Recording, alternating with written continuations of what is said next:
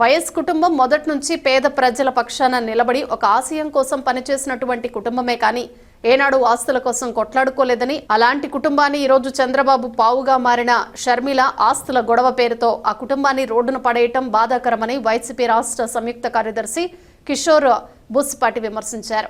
జిల్లా పార్టీ కార్యాలయంలో నిర్వహించిన విలేకరుల సమావేశంలో జిల్లా వైద్య విభాగం సభ్యులు డాక్టర్ పెన్సిలయ్యతో కలిసి ఆయన మాట్లాడుతూ, రాష్ట్రంలో తెలుగుదేశం ప్రభుత్వం పరిపాలనలో ప్రజా వ్యతిరేక విధానాల మీద ఎప్పటికప్పుడు స్పందించేటువంటి వైఎస్ఆర్ కాంగ్రెస్ పార్టీ నాయకుడు మాజీ ముఖ్యమంత్రి వైఎస్ జగన్మోహన్ రెడ్డి కార్యక్రమాలు యూటర్న్ తీసుకునేటందుకు చంద్రబాబు నాయుడు చేస్తున్నటువంటి ఎత్తుగడలో వైఎస్ షర్మిలమ్మ, వైఎస్ సునీతమ్మ పావులుగా మారడం చాలా బాధాకరమైనటువంటి అంశం. ఇది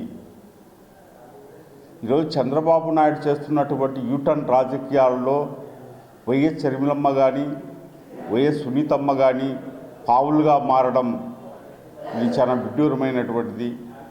వైఎస్ రాజశేఖర రెడ్డి కుటుంబం అనేది, వైఎస్ రాజారెడ్డి కుటుంబం అనేది పేద ప్రజల పక్షాన నిలబడి ఒక ఆశయాల కోసం పనిచేసినటువంటి కుటుంబం. ఈరోజు ఆస్తుల కోసం మాట్లాడుతుంటే వైఎస్ రాజశేఖర రెడ్డి గారి, వైఎస్ వివేకానంద రెడ్డి గారి, వైఎస్ కుటుంబానికి విధేయులుగా అభిమానులుగా ఉన్నటువంటి వారి మనసులు కలిసివేసే కార్యక్రమం ఇప్పుడు ఈ రాష్ట్రంలో జరుగుతూ ఉంది. ఒక విషయం వాస్తవం, నేను ఈ సందర్భంగా చెప్పేది ఒకటే, అమ్మ షర్మిలమ్మ, ఈ రాష్ట్రంలో రాజశేఖర రెడ్డి గారి లక్షల మంది అభిమానులు, ఆయన మరణించిన తర్వాత అనేక వందల మంది గుండెలు పగిలి చనిపోయినటువంటి ప్రజాభిమానాన్ని కొనగొన్నటువంటి వైఎస్ రాజశేఖర రెడ్డి బిడ్డగా ఈ రాష్ట్రంలో నీకు ఉన్నతమైనటువంటి స్థానంలో గౌరవించే వాళ్ళు, అభిమానించే వాళ్ళు, మిమ్మల్ని గుండెల్లో పెట్టుకొని చూసుకునే వాళ్ళు ఉన్నారు. అవన్నీ మర్చిపోయి చంద్రబాబు నాయుడు ఆడిస్తున్నటువంటి ఆటలో నువ్వు పావుగా మారడం ఇది పద్ధతి కాదు. ఈ రాష్ట్రంలో ఈరోజు అనేకమైనటువంటి ప్రజా వ్యతిరేక విధానాల మీద ఒక పిసిసి అధ్యక్షురాలిగా నువ్వు ఉద్యమించాల్సినటువంటి అంశాన్ని పక్కన పెట్టి కేవలం నీ పదవి కాలమంతా వైఎస్ జగన్మోహన్ రెడ్డి గారి మీద, నీ ఆస్తుల మీద, నీ అక్రమాస్తుల మీద ఫైట్ చేయడం, ఆయన విమర్శించడం సరైనటువంటి పద్ధతి కాదు ఇది. ఈరోజు వైఎస్ విజయమ్మ గారు రాజశేఖర రెడ్డి గారి సతీమణి ఇచ్చినటువంటి లేఖ సరైనటువంటిది కాదది. ఆమె ఇష్టపూర్వకంగా ఇచ్చినటువంటి లేఖ కాదది.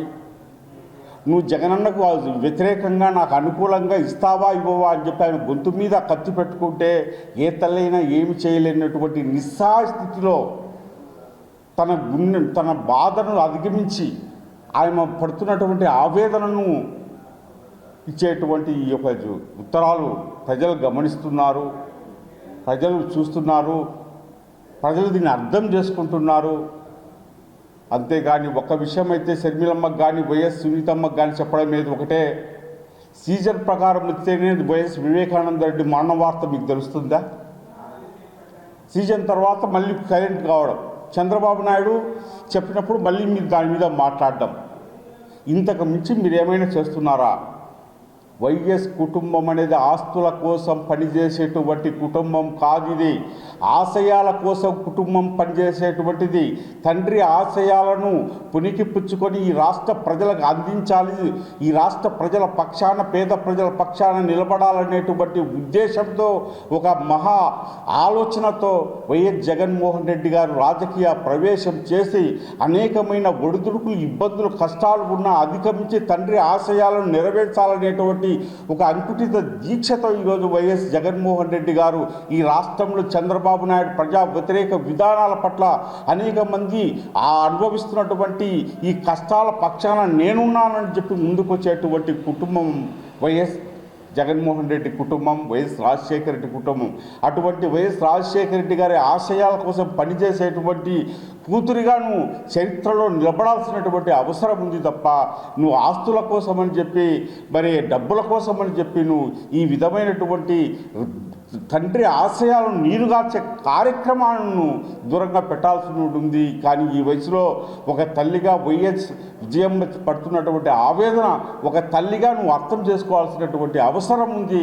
ఒక తల్లి కాదు, ఒక చెల్లిగా, ఒక అన్నగా మీరు కలిసి కూర్చొని మీ యొక్క సమస్యలను పరిష్కరించుకుంటే, సమస్యను మాట్లాడుకోగలిగితే ఏ సమస్య అయినా పరిష్కారం దొరుకుతుంది. అంతేగాని పత్రికలకెక్కి చంద్రబాబు నాయుడు ఆడిస్తున్నటువంటి ఆటలో పావుగా మారడం దురదృష్టకరమైనటువంటి సంఘటన ఇది.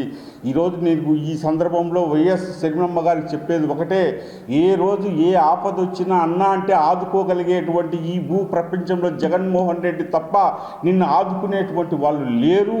ఈరోజు రాజకీయాల కోసం సొంత మామని వెన్నుపోటు పొడిచినటువంటి చంద్రబాబు నాయుడు నీ పక్షాన్ని నిలబడడు.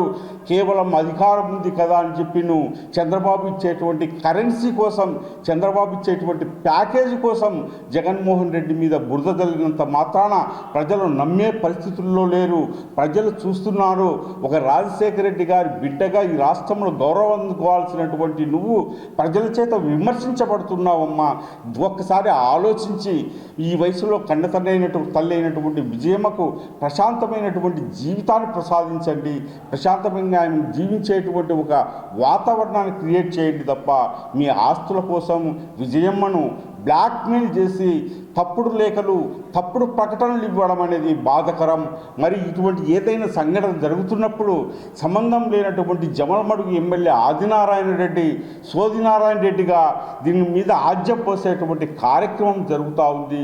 మరి బీటెక్ రవి పులివెందుల్లో అనేకమైనటువంటి పనికి మాలిన మాటలు మాట్లాడుతున్నాడు. నువ్వు కులంగల్లో కాదు కదా, నీ తెలుగుదేశం ఆఫీసులో బహిరంగ చర్చ పెట్టినా కూడా అవినాష్ రెడ్డి మీ ఆఫీస్కి వచ్చి వాస్తవాలను మాట్లాడేదానికి సిద్ధంగా ఉన్నాడు తప్ప మీరు భయపడి మీ యొక్క అవాకులు చవాకులు, మీ బుడ్డ బెదిరింపులకు భయపడే ప్రశ్నే లేదు.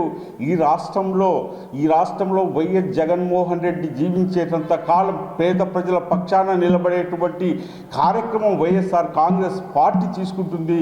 ఈరోజు తెలుగుదేశం పార్టీ ఆడిస్తున్న ఆటలో వైఎస్ఆర్ కాంగ్రెస్ పార్టీకి ఎటువంటి ఆపద, ఎటువంటి అపనమ్మకం జరిగేటువంటి ప్రశ్నే లేదు. 2029 ఈ రాష్ట్రంలో సాధారణ ఎన్నికల్లో వైఎస్ఆర్ కాంగ్రెస్ పార్టీ జెండా రెపరెపలాడుతుంది. రెండవసారి ముఖ్యమంత్రిగా ఈ రాష్ట్రానికి వైఎస్ జగన్మోహన్ రెడ్డి ముఖ్యమంత్రి కాబోతున్నాడు. దయవుంచి మీ యొక్క పనికిమాలిన రాజకీయాలు, పనికిమాలిన ఆలోచనలు, చంద్రబాబు చేసేటువంటి ఎత్తుగడలను మీరు అమలుపరిచే కార్యక్రమాన్ని ఉపసంహరించుకోవాలని కూడా ఈ సందర్భంగా తెలియజేస్తా ఉన్నాం.